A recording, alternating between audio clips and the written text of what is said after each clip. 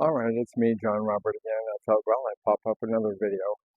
I've been outside planting last night, Tuesday night till 11 p.m. Yes, 11 p.m. when it's cool and dark, of course, but easier on the plants themselves. Um, but as you can see here, I thought, well, I'd just show you some of the things I have here. My annual hibiscus, which are year-round for me from where I come from, but not here in southern India. And I've got this one here. You can see all the weeds here that I got to pull out, and I'm going to re-gravel this. That's the next project. But I wanted to get my plants in the ground first.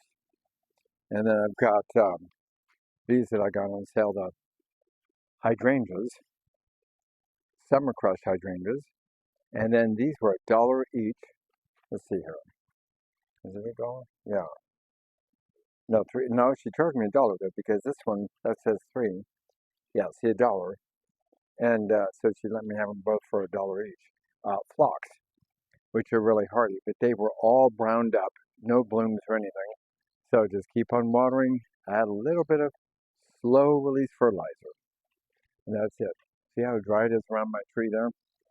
Um, but yeah, so just kind of a quick walk around. Got these 2 roses to plant now. These geraniums I've overwintered for 7 years, and boy, I tell you, you put in some pelletized bone meal, and that really kicks up the phosphorus content to pump out more blooms. So that really helps things. Here's a hydrangea that I planted right in the high heat of summer in the middle of July. And the thing is, just keep it watered. It's going to go through transplant shock and all that, and then I'll clean out and make a big white circle underneath and all that. So it'll be nice and clean. This I planted last night. My new crape myrtle, and that is a Thunderstruck white crape myrtle, kind of a new hybridized crape myrtle, and we'll see how that does. I think it'll be fine. Now, see, I use pine bark mulch on this, which I always use black mulch. Now I found my new favorite mulch, and it's really good for this clay soil. And here's my hardy hibiscus that was full of blooms, and I just deadheaded the plant. And look at the weeds under there. I have no shame, I guess. I'm just showing you all my faux pas that I got to keep on working on, because between squirrels and here I'm digging out some again, between squirrels and bugs and moles and rabbits and groundhogs, and now this too, I had all cut out, all cleaned out in June, and it's all back again. I mean, this is just getting ridiculous. I'm going to do some brush kill on some of the stuff. And anyhow, and over here, last night I planted a weigela, and this is called Sonic Bloom, and this is supposed to be a bloomer 3 out of the 4 seasons in my zone 6 here. There's that stump that I didn't want to, or couldn't really afford to shell out money to have ground down, so I put stump remover on it and all that 6 years ago. And a friend of mine has a chainsaw. I'm just going to level that thing off. It's so decayed now.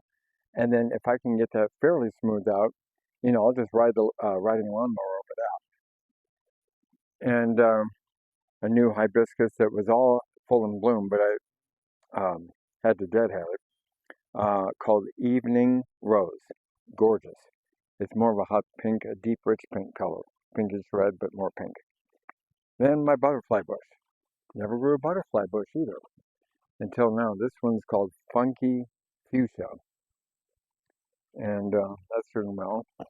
And then another hydrangea I have, and I wonder why I can't afford to grind things down. Okay, anyhow, this is a Quickfire, regular Quickfire hydrangea that I got earlier this year.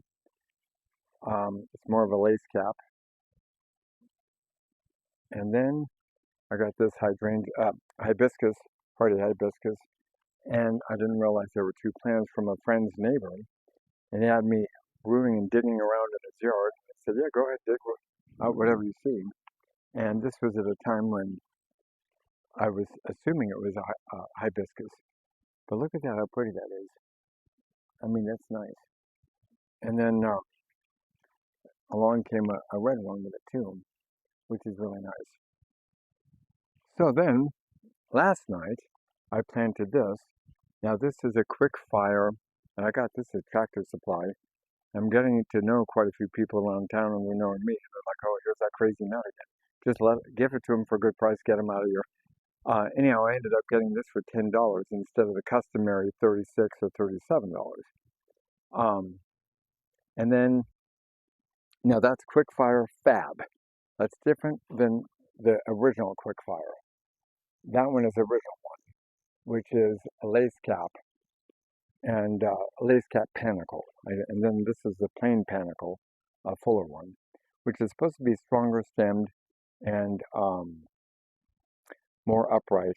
Doesn't look like it now, but it just came out of the pot. That's why. And but yeah, it'll do fine.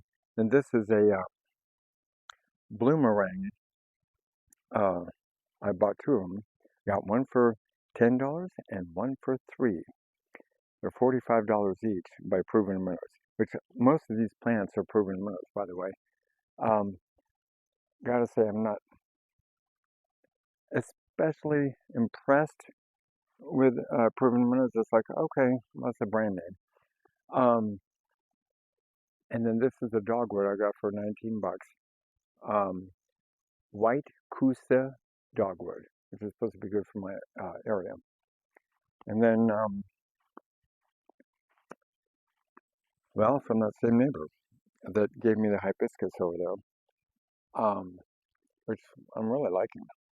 Um, and so um, I I got this hydrangea, and this type is more of the big leaf, and it looks kind of rough. Well, first of all, it's in full sun, and these type normally don't like that. I thought this area was shadier when I planted it. And then I have this hawthorn berry tree, which is from the farmer's market for free from downtown Madison. And then a neighbor gave me this forsythia. And then here, we're going out here, and we got the Forever Goldie arborvitae, which I planted last year. Then my little row of Firelight panicle hydrangeas. Not Fire and Ice, but Firelight. Now, these were like way up to here when I bought them last year and planted them in November. And every morning it came out, I saw dead sticks on the ground. I thought, my God, what is eating this now? Geez, everything has a hearty appetite around here. And so I think it was squirrels and rabbits and all that. And then I have my other Forever Goldie down here. And yes, isn't that pretty? I like that. That's a nice one, the Firelight. All three of these are Firelight.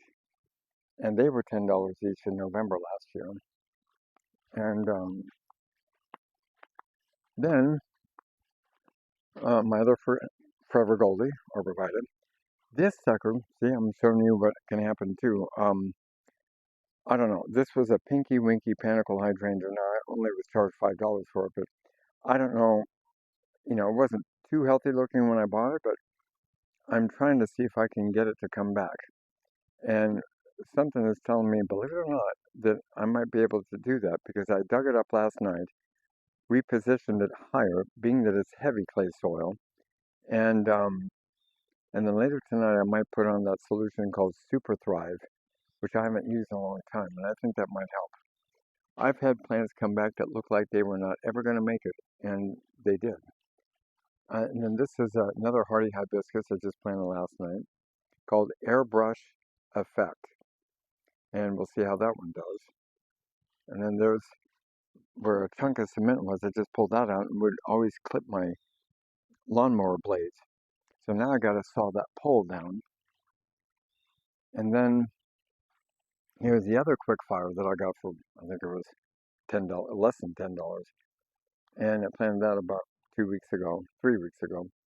And that's doing fine too. And yeah, so that's Quickfire Fab, different from the first one, Quickfire. And then over here is a bunch of brush and stuff. But in here I have a quince tree that I've been waiting for it to bloom every spring. Hasn't happened yet. I don't know if it has to do with a male-female thing or what. So anyhow, and then let me show you I'm standing in this corner, so this will give you a little perspective. And then I threw literally on the ground these daylilies, and they just started taking off. I mean, they get some of the dead now because they do every summer. That's their characteristic to do that. And I just threw them on top of the ground. I'm like, I don't care if I get rid of them, that's fine. But I threw them there, the rains came, they bloomed and grew, and now they're seated in there and they're going to do fine. And the leaves kind of cover up their roots, so they're kind of insulated that way. And then last night, I don't want to trip over this pipe. And here's that other, the matching to the other side, the bloomerang lilac. I don't know if I said hydrangea before, but this is a lilac. And these are supposedly the type that bloom 3 times a year, spring, summer, fall. So they were just done blooming when I bought them. I cut off all the old blooms, and I have a feeling like in September, October, they'll be blooming. And then, yeah, you can see my roses over there, and my cherry tree right there, my Yoshino cherry tree. And then this last night I planted. I got this for $16 at Lowe's. And I'm thrilled with it. Now, it's not going to be as big, even at maturity, as big as the other one that I planted kind of on the diagonal, catty corner from it, way over there.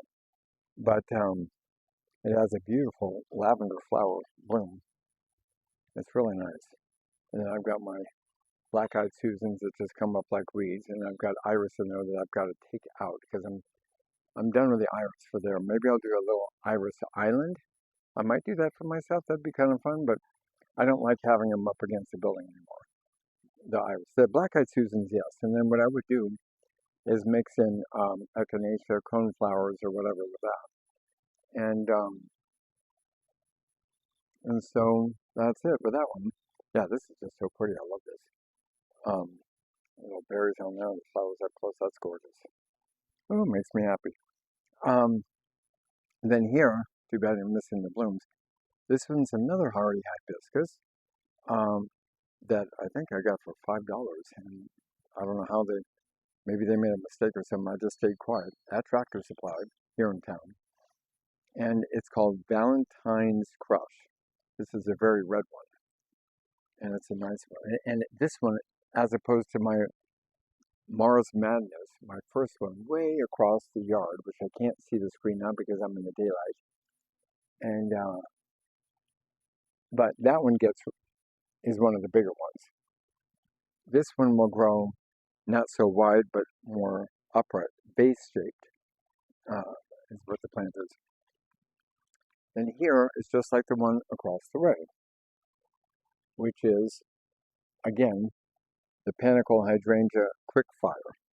Not Fab, but just Quickfire. Again, notice the more lacy cap, or capped blooms, more open, in other words, not so tightly compact. And here comes my cat once again. He's always here. Daddy boy. Yes, Daddy boy always has to visit me. And then he likes to take a bite out of my leg. Yep. No, I don't know if you've seen that, but he's always got to do that. No, don't do that now. And then here's the other butterfly bush that I don't have any experience with. I didn't even know of a butterfly bush when I was back home in California. But I've got two of them. This grape one, and I forgot what it was called. Grape-alicious, or I don't know what it is. It's a grape purple though. And the other one is funky fuchsia way down there. And then, now, speaking of squirrels, and then of course the roses, I'll just walk back over there to show the roses. And yeah, it's hard to, my bird bath in the front yard. I got those on sale. I have to do that in order to survive. I mean, if I want to eat and plant, yeah. That's not how my life used to be, believe me. I mean, it used to be, oh, shopping at Louis Vuitton and my nice Gucci shoes and, all that. And then 2008 kind of really did me in there. So, anyhow, um, this is a river birch tree that I got at Walmart, like the one I have out in front, $2.50. I planted that 6 years ago, and it's really grown up. There's a cat in the grass. Now, talking about squirrels. Oh my gosh. I gotta say, these were $2, and they were about, I can't see now, about, I don't know, a foot and a half high, tall. And now they're just about my height, and I'm 5'11". Yeah, not quite. No, they're not quite then. There's my kitty relaxing. Well, what's happening here is, if you see on the ground, I just can't get over it. But the squirrels crawl in here and start eating on my trees. It's bad enough that the squirrels eat my nuts, but they have to eat my trees too? Oh my God. I mean, it's just ridiculous. And now I planted this rose. That's just a basic double red knockout. I thought for underneath the tree, I'll just go simple on that. A bird bath there again. Another double knockout. It's getting ready. It's got buds ready to flush out again.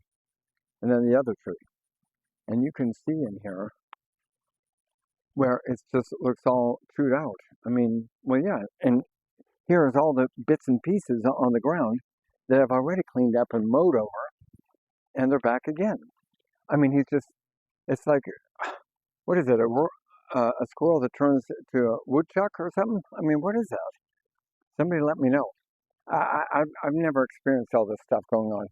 Not when I lived in San Francisco, in the Bay Area and Los Angeles. I mean, we've had all kinds of other animals, but not these type. And I mean the two-legged type. And then my rose garden back there, which is full of weeds. And that's going to be today's and tonight's project, and get that all cleaned out. I've got the mulch for that, but I keep the roses sprayed, fertilized, trimmed, and healthy and watered. And then I just get in there. I had to work on the front. And here's the cat again. He just can't leave me alone. Oh my gosh. Wow. Reminds me back when I used to date back in the 80s and 90s, early 90s. Just, give me some space. There he is. Yeah, daddy boy. That's a daddy boy. That's a daddy boy. Yes, that's ow, see what I mean? He likes to bite. Yes. Anyhow, okay, well, that's the basic backyard tour. So that's what I've been doing. Okay, talk to you later. Bye-bye. And thanks for watching. Like and subscribe. Oh my God, I hate hearing that and saying that, but oh well. Okay, bye-bye.